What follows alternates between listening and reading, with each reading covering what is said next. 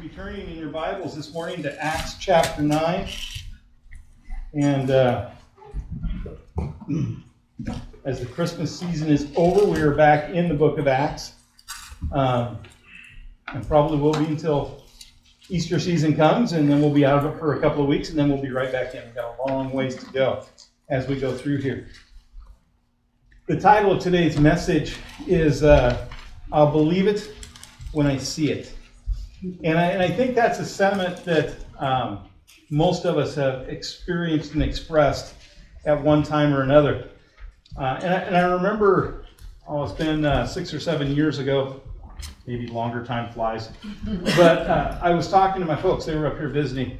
And there was a guy that I'd gone to school with that they had seen at their church.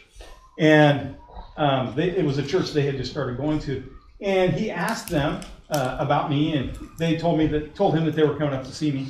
And he said, well, tell him that I said hi and greet him for me and all that. And so when they came up, they told me that he was going to their church, and he's pretty involved. He'd become a Christian. And this was a guy that back when I was younger, I came up here when I was 28, and through my teens and up into my mid-20s, he and I spent a lot of time together. We used to rodeo together, and we did a lot of stuff together. And so when they told me that he had gotten saved and was going to church, I thought, I'll believe it when I see it. And then I thought, how arrogant is that? Because he and I did all these same things together, lived that whole lifestyle together, and at that point I was a pastor. And I'm saying I'm having a hard time believing he's even saved.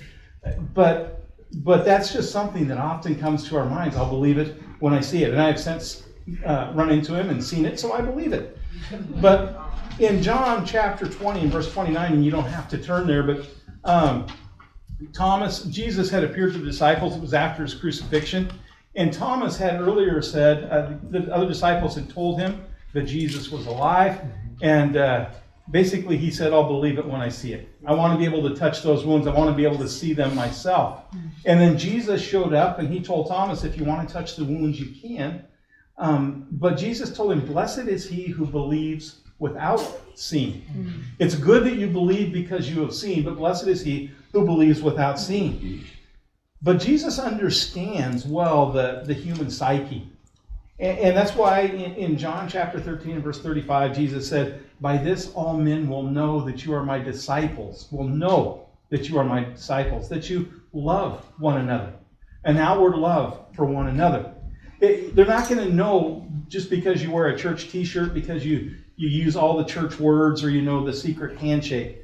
What is going to convince them of your relationship with him will be because they see you loving one another in the church, but of course also those outside. And the implied thing there is they see you loving one another when the other person doesn't have anything to give in return, and the other person is maybe unlovable and unlovely. It's easy to love your spouse when they're meeting your every need and everything is sweet. But on those days when it's not, or those weeks when it's not, and you still love them, that's when the love of Christ really, really shines through. So the I believe it when I see it is really demonstrated through that. Love demonstrated is important, and it is incredibly, incredibly powerful. So again, back to Acts chapter 9 and verse 32 and the rest of that chapter. There are two separate but connected stories in this passage, and we'll talk about how they're connected later. But we see one thing that both of them have in common, and that is love. It's the love of Jesus for mankind, and the love of believers for one another and for those around them because of the love of Jesus in them. And we see that when people see that love demonstrated in us, they're drawn to the one that demonstrates his love for us and demonstrated it on the cross 2,000 years ago. It's a short passage that we're going to be going through this morning, so we're going to read the entire thing, and then we'll pray, and then we'll go back through it. But Acts chapter 9, starting in verse 32, it says, now as Peter was traveling through all those regions, he came down also to the saints who lived at Lydda. There he found a man named Aeneas, who had been bedridden for 8 years, for he was paralyzed. Peter said to him, Aeneas, Jesus Christ heals you. Get up and make your bed. Immediately he got up. And all who lived at Lydda and Sharon saw him, and they turned to the Lord. Now in Joppa there was a disciple named Tabitha, which translated in Greek is called Dorcas. This woman was abounding with deeds of kindness and charity, which she continually did. And it happened at that time that she fell sick and died. And when they had washed her body, they laid it in an upper room. Since Lydda was near Joppa, the disciples, having heard that Peter was there, sent 2 men to him, imploring him, "Do not delay in coming to us." So Peter arose and went with them. And when he arrived, they brought him into the upper room. And all the widows stood beside him, weeping and showing all the tunics and garments that Dorcas used to make while she was with them. But Peter sent them all out and knelt down and prayed. And turning to the body, he said, "Tabitha, arise." And she opened her eyes. And when she saw Peter, she sat up. And he gave her his hand and raised her up. And calling the saints and widows, he presented her alive. It became known all over Joppa, and many believed in the Lord. And Peter stayed many days in Joppa with a tanner named Simon. Father, as we go through this passage this morning, there are parts of it that are maybe very familiar to us. And, Lord, I pray that as we go through it, that you would open our hearts to see new things. Open our minds to let you work, that your Spirit would speak to us and show us where there's application in here for ourselves. How we might grow in the likeness of Christ through the things we see. We ask you these things in Jesus' name. Amen. So our first story here is verses 32 to 35. And the players are new, at least in part, but the story is very familiar. Peter travels to Lydda to share the gospel and to encourage the church, to encourage the believers there. And again, this is just a pattern we've seen ongoing in this first part of Acts as the gospel is spreading. As we were singing our songs this morning, one thing I was thinking was, if you're here, you can't help but see that Jesus is the center of what we do. And Jesus was always the center of what Peter and the disciples were out and about and doing. And so verse 33 tells us that he meets a man named Aeneas. And the man has a serious medical issue. It says, then he found a man named Aeneas who had been bedridden for 8 years, for he was paralyzed. And we don't know a lot about him. Really, all we know about Aeneas is what we see here. He would not have been able to make a living, so he might very well have been a beggar. We don't know for sure if he was a believer or not. So there's a lot of things we can suppose about him, but thankfully most of them are not real important. We know what we need to know. And in verse 34, we see Peter. He's come to this paralyzed man. It says he found him. We don't know if the Lord sent him specifically to seek this man out, or if he was just walking down a road and ran into him. If he ran into him in an alley, maybe he was in front of the temple begging alms. We don't have, or in front of the synagogue begging alms. We don't really have a clue how they ran into each other. But he finds him, and it says Peter said to him in verse 34, Aeneas, Jesus Christ heals you. Get up and make your bed. And immediately he got up. There's some important stuff here. Again, this picture of everything pointing to Jesus. The first thing Peter told him was Jesus heals you. Peter wanted to rob absolutely none of the glory from the Lord. Peter knew that in his own strength, he had absolutely no way of healing anybody. It was just Jesus choosing to work through him. Peter didn't want anybody looking at him and praising him. He wanted everybody looking at Jesus and giving him the honor that should be his. So the first thing he says is Jesus is the one that heals you. And then we see this healing take place. And this guy, you got to remember, he has been bedridden for 8 years. So none of those muscles in his lower body have been used in 8 years. And so the atrophy that would have been in those muscles would, it wasn't like he had a physical therapist coming in once a week or something. Those muscles would have been down to nothing. If somebody today had not walked for 8 years and then was healed. There would be intense physical therapy, trying to get some strength back in the muscles, trying to get things stretched out, trying to get them to where they could just walk with support. Would take weeks.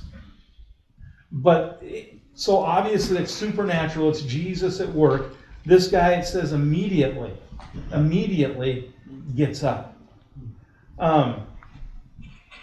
It's a picture, first off, of Jesus at work, but it's also a picture of faith. Because this guy knew that right up to that second, there is no way he could get up. There is no physical way he could stand up without falling on his face, even attempt it without falling on his face. But when Peter tells him to do it, he immediately stands up. He doesn't whine. He doesn't say, I can't do it. You know I can't walk. If you knew me well, you know I've been on this bed for 8 years. He just gets up, stands up. And it's an incredible picture of his faith, along with what Jesus is doing.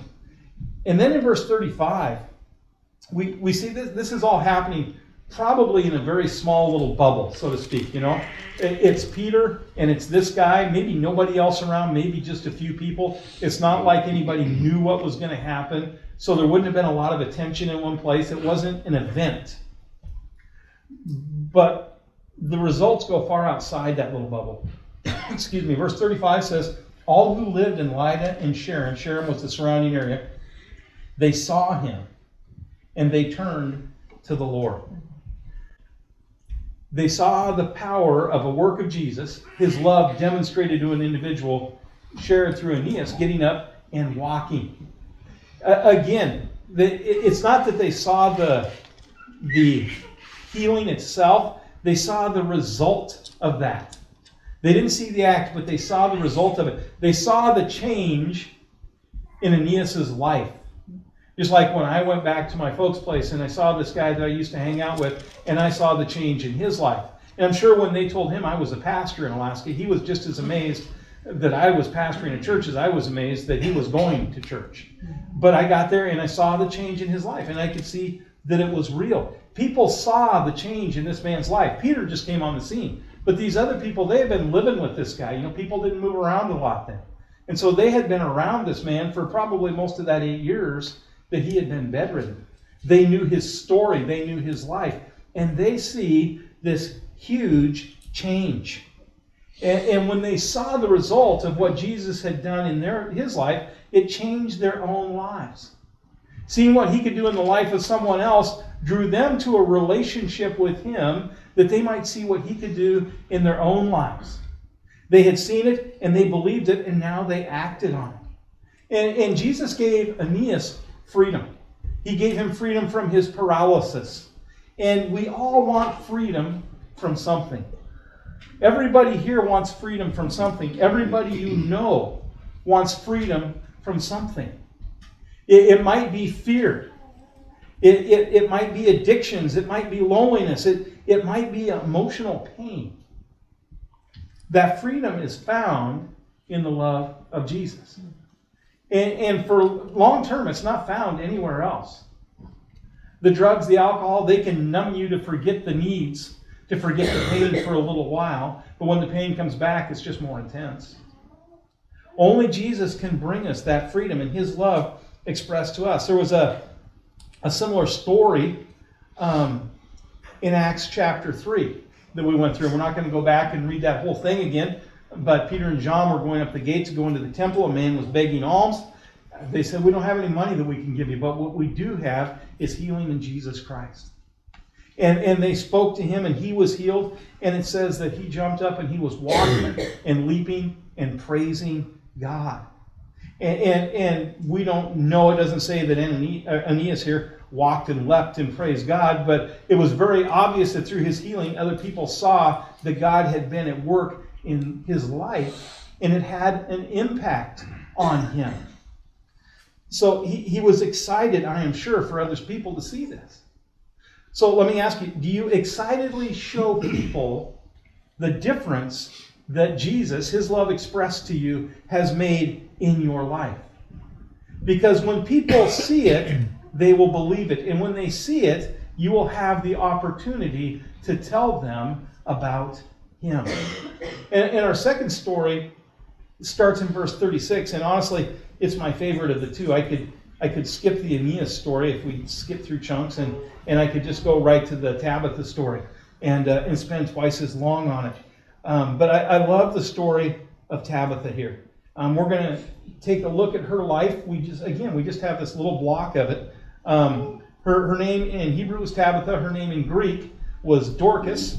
Not a real impressive name, but we'll talk about names here in a minute too. But it's amazing what a couple of verses can tell us about an individual. So verse 36, it says, "Now in Joppa there was a disciple named Tabitha, which translated in the Greek is called Dorcas. And this woman was abounding with deeds of kindness and charity, which she continually did." Again, we don't know a whole lot about her. We don't have a lot of other stuff that's going to give us anything about her life. We know she lived in Joppa. We know she was a follower of Jesus. He calls her a disciple. So we know that much. And it says that she, later we're going to see that she hung out with the widows, which indicates that there was a good chance she was a widow herself. So she may have been an older woman, but again, we're supposing. We don't know these things. We do know that she loved people. And we know that she impacted people's lives. We know that she impacted their families' lives. And we know from what we see about her here that she invested in people. She really cared. Verse 36 says that she was abounding with deeds of kindness and charity. Abounding with deeds of kindness and charity. When it says that there were deeds, it says that she put actions to her thoughts. It's easy to abound with thoughts of kindness. I can't tell you how often I have abounded with thoughts of kindness. And later I have really regretted not acting on them. But she acted on them. She turned those thoughts into deeds. It was things that people could see. She manifested herself into other people's lives. And it says that also that she was abounding with charity, which she continually did. Again, there's that action thing, not just thoughts of charity. I should help this person out, but she did these things. She put action to her thoughts. The word kindness here, when it says that she abounds with acts of kindness, it means acts which are good and noble. We know what kindness is. It's simply to demonstrate kindness to somebody else, to come beside them and make their life better somehow.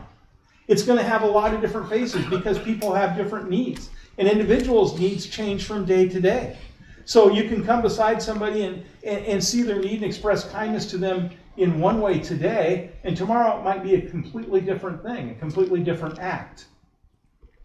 But she continually did this. And charity means more of giving of your own resources. That might be finances, it might be time, but it's the things which you possess which you can give to someone else. She was continually giving these things to others.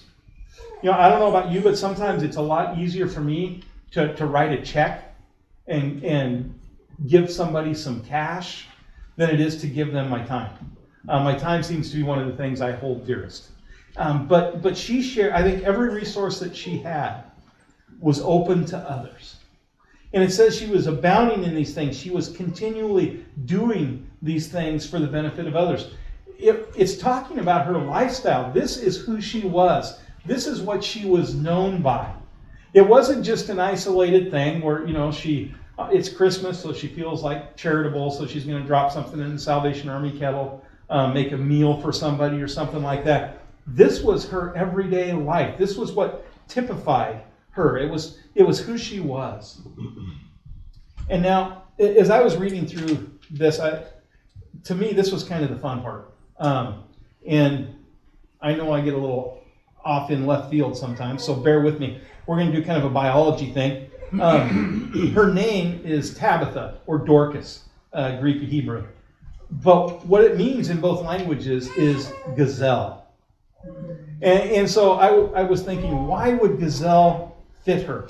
And then I was thinking about what I think of when I see a gazelle. And I even, as I was up in Anchorage on Thursday and my wife and son were shopping, I was sitting out in the vehicle with my computer, so I Googled gazelle and attributes of gazelle. Gazelle, when I think of a gazelle, first thing I thought of was an animal that is super fast, but at the same time looks beautiful doing it, agile, graceful, and a couple of interesting facts that I found out. In a short sprint, a gazelle is quicker than a cheetah. Like 0 to 60 time, the gazelle is quicker than the cheetah. I didn't realize that, but it's just in short sprints. But another advantage, when we watch, if you're old enough that you ever used to watch Mutual of Omaha's Wild Kingdom, or I know there's like 7 of you here that fall into that category. It's still on? Wow, it can't be. You have to hunt for it. Yeah, it can't be Marlon Perkins anymore because he's like No, gone. he's 300 years But, old. but if you watched Wild Kingdom or any of those shows, what they generally show you 90% of the time is the cheetah or the leopard catching the gazelle. But a good percentage of the time, the gazelle is able to get away. One of that reasons, for one, he's quicker in a short sprint, but he changes direction faster than the cheetah. So when the cheetah starts catching up with him, the gazelle will let the cheetah get fairly close, and then the gazelle just kind of turns on a dime. Cheetah can't do that.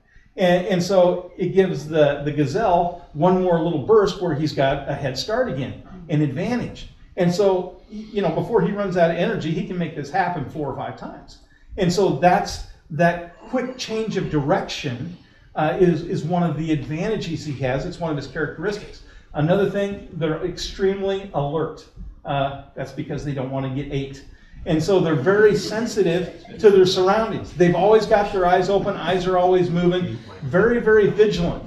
Because even though they're quicker than the cheetah and the leopard, if those animals get close to them and they get the head start, they start heading before the gazelle sees it, then there's no way they can make that escape.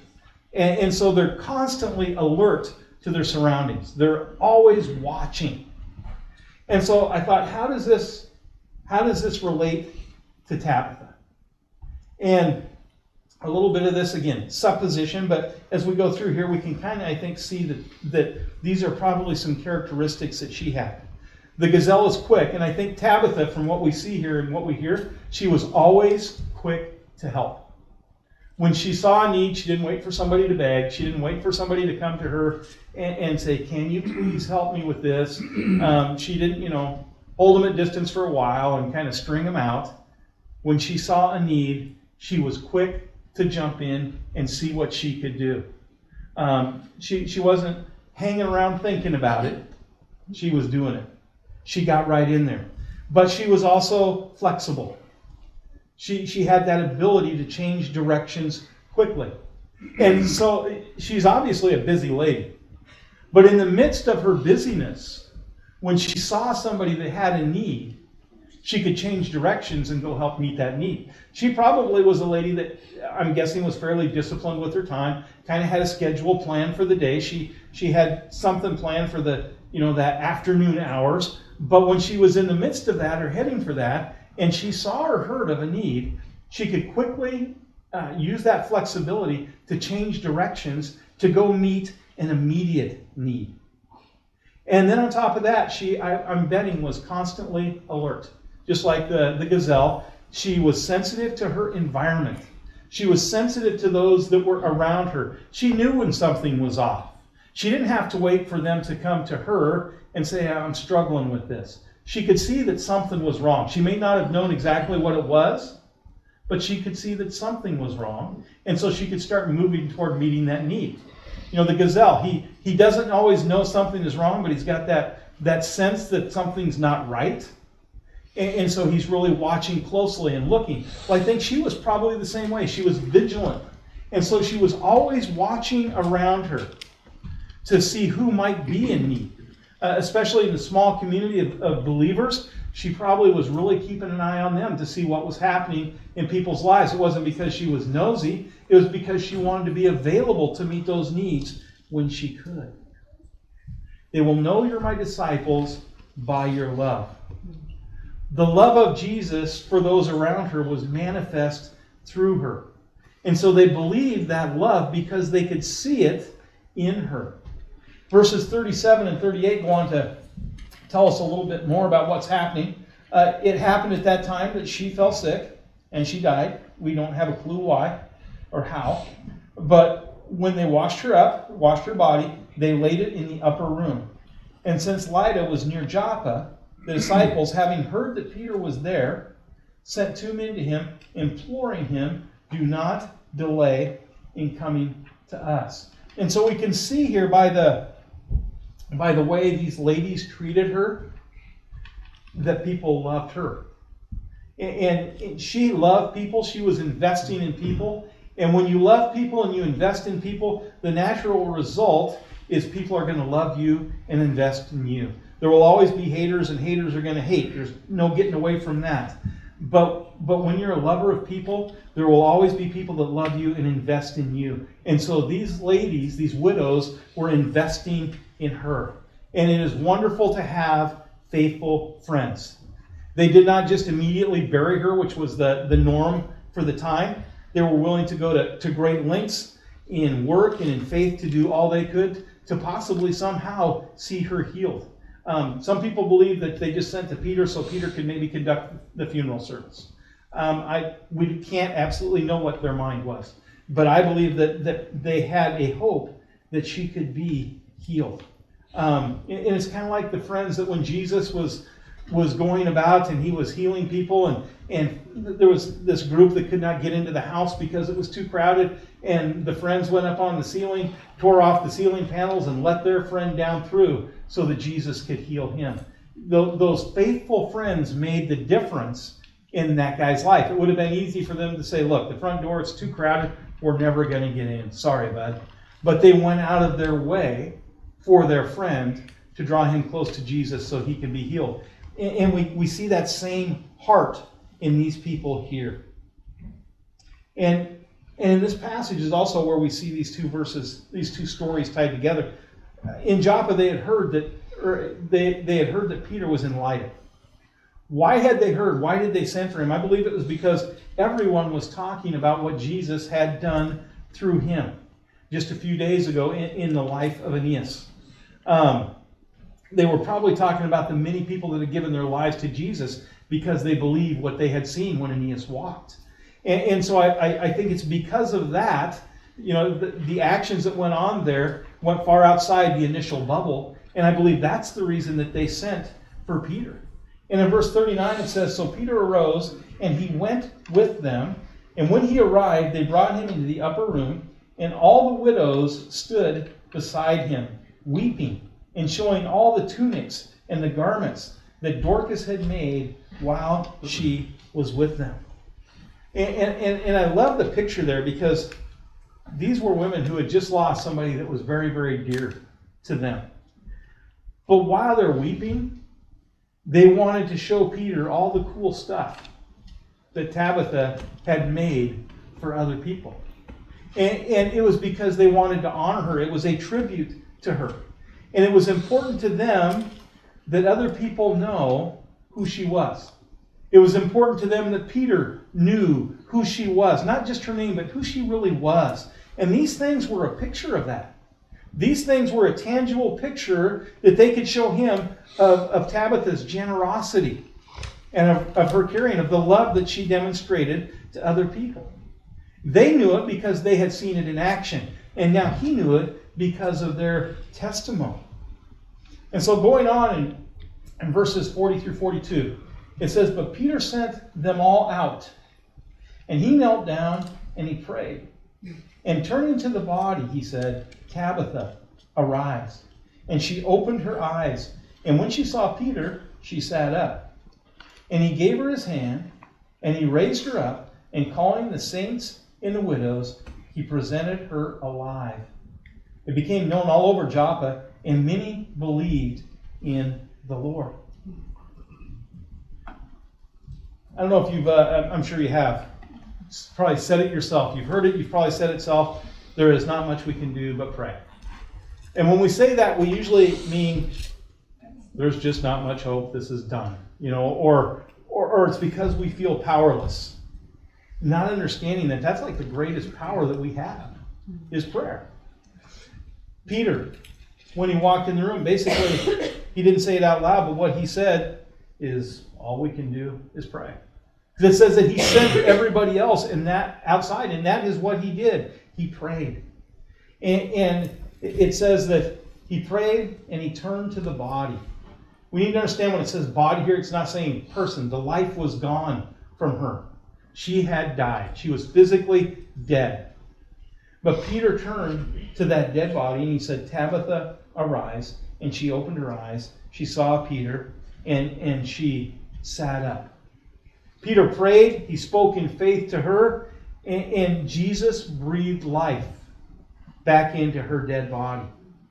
This was a time of very visible miracles. That was one of the things that Jesus was using to show that the gospel was real and that his disciples were indeed his disciples. And so it was a time of great miracles, very visible miracles, but the resurrection from the dead was still rare even then. We can find multiple examples of it in the New Testament, but it was rare for God to work in this manner. And yet he did. So why did he choose to raise her from the dead? There were others that he could have raised from the dead. Why did he choose to raise her from the dead? I have no clue. Not a clue. I only know that there were a bunch of really happy widows that day. There were a bunch of people whose lives that she had touched that were rejoicing that day because they had somebody very special back in their lives. And it says that there were many, many people that came to know Jesus because of it. People that probably said, I'll believe it when I see it. And they saw it. And they believed. Verse 43 here, the last verse we're going to look at in this passage. It's an important verse, but it's easy to overlook. It just says, and Peter stayed many days in Joppa with a tanner named Simon. It's kind of like it's tacked on the end there. At least we usually look at it like that. I usually do. We get to know that he stayed in Joppa for a while. He hung out there for a while, and he lived with a tanner.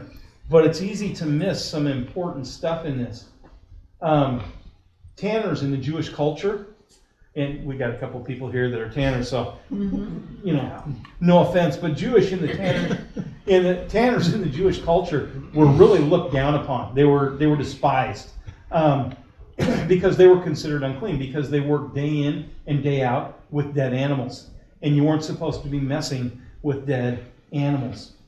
And so this guy quite probably was not allowed in the synagogue. Quite probably was not allowed to come in and to worship or to give offerings or any of those kinds of things.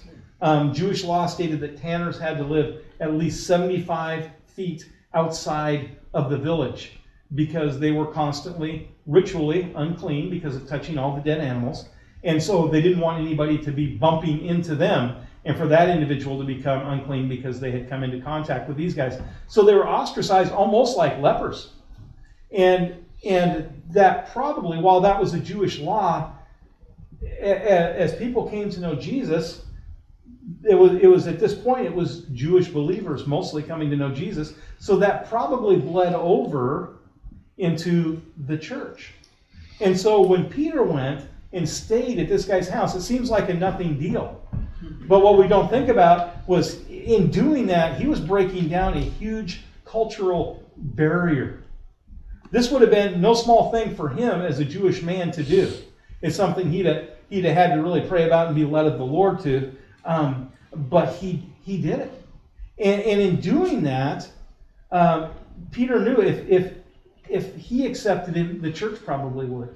And so Peter was loving this man by inclusion. Simply going and staying at this guy's house and hanging out with him was an act of love because it broke down that barrier so this man could be included in the society that he would have desperately desired to be a part of. As I was looking at all that's happening here, I was thinking about what we want to be known for. We all want to be known for something. We all work towards being known for something. Maybe you want to be guys want to be successful businessmen. You want to be known for being a successful businessman. You want to be known for being a shrewd investor who could retire well. Maybe you want to be known as a superstar in sports. We all have this inborn thing that makes us desire to be known well for something.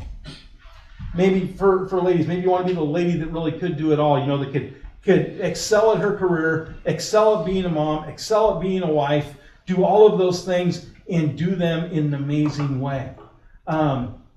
Maybe you want to be the best mechanic. You want to be known as the best mechanic, the best IT guy, the best teacher, the best surgeon, the best whatever it is you do or desire to do. And those are not bad things. It's good to desire to be the best at what you do. God says we're supposed to do everything we do in a way that honors Him and brings Him glory. And that includes our work. We should be doing our best at our work so that our performance there will point to Him. So we should have a desire to be the best at whatever we do. But that's not the most important thing for us to be known as. How about striving to be known as someone who excelled at loving people and invested their life in them? I think that's a far greater value. Those other things are important, but this is a far greater value. Peter healed the lame man. And in doing so, he showed the love of Jesus through that supernatural act. With Tabitha, it was the abounding, unending kindness and charity. It was the tunics and the garments. That was who she was. They will know you are my disciples by your love for one another. That was who she was. They will believe it when they see it. They will believe the depth of Jesus' love for them when they see you loving them in His name. And that's not just for people outside the church. It's inside the church too. Because it's really easy for us to become despondent and feel alone, even in the church. And forget the depth of God's love for us. And when we draw beside one another and we build each other up and we encourage each other, we're reminded of that. In Matthew chapter 5 and verse 15, it says, "Let your light so shine that men might see your works and glorify your God who is in heaven." Let Christ's love for you motivate you to love others in His name so that they might see that and they might believe. They might be drawn to Him. The power, the impact of love that is demonstrated is its potential is beyond belief. Father, we thank you that you first loved us. Jesus, we thank you that you're willing to go to the cross on our behalf. There was nothing lovable in us as sinners. You see the depth of our depravity. Not just what other people see, but you see the blackness of my heart, of our hearts. You see every issue that we have. You see our rebellion. And yet you chose to go to the cross for us, to die in our place, to pay the price that we owed for our sin. There is no way we can thank you enough for that. But Father, as you love us, I pray that love would pour out through us to those around us. And Father, that we would not hide it, that we would be excited about it, that we would be, in essence, walking and leaping and praising you for what you have done in our lives. And Lord, the personality of all of us is not to walk and leap and dance. But in our own way, Lord, each of us has the opportunity to share what you have done and to rejoice over it with other people, that they might see it and be encouraged and be drawn to you. Father, I pray that we would be lovers of people, that we would show that love in deeds and acts, not just have generosity in our hearts and in our minds, but that we would love people intentionally, Lord, and through those deeds and acts that we have the opportunity to do, whatever they might be. Father, I pray that all of it, as we do it, we will do it in your name. We will do it with the desire, not that people will want to pat us on the back, say what a wonderful person we are, but that they will see you, that they will be drawn to you. Again, Lord, we just thank you that you give us the opportunity to partner with you in encouraging others and reaching a lost world. We thank you for that, Lord, because we're not worthy of it. You give us that opportunity. You didn't give it to angels. You gave it to us. And we thank you. In Jesus' name. Amen.